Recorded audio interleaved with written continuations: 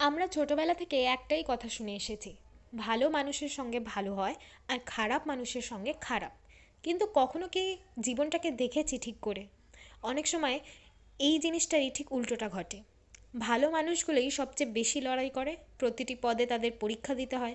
সফলতা তারা পায় ঠিকই, কিন্তু অনেক দেরিতে, অনেক কষ্টের পর। আর খারাপ মানুষ, মনে হয় যেন তাদের জন্য রাস্তা নিজেই তৈরি হয়ে যায়। সফলতা খুব সহজেই তাদের কাছে এসে যায়, মুশকিলে পড়লেও তারা খুব সহজেই সেখান থেকে বেরিয়ে আসে যেন কিছুই হয়নি। তখন মনে একটাই প্রশ্ন জাগে, ঈশ্বর, যদি আমরা ভালো কাজই করি তাহলে আমাদের এত কষ্ট কেন? আর যারা ভুল করে তারা এত সহজে সব কিছু পেয়ে যায় কী করে?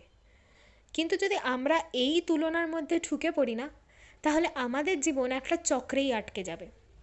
আমরা শুধু ভাবতেই থাকবো, আমার সঙ্গেই কেন এমন হচ্ছে, ওর সঙ্গে এমন কেন হচ্ছে না। আর ধীরে ধীরে আমরা বাঁচতেই ভুলে যাব। আসলে সত্যিটা কি জানেন? আজ আমরা যে কষ্ট পাচ্ছি, এটা হয়তো আজকের কাজের ফল নয়। হয়তো এটা সেই কাজগুলোর হিসেব যা আমরা অনেক আগেই করে ফেলেছি। হয়তো আগের জন্মে, হয়তো বহু বছর আগে। এখন শুধু সেই হিসেবটাই মিটছে।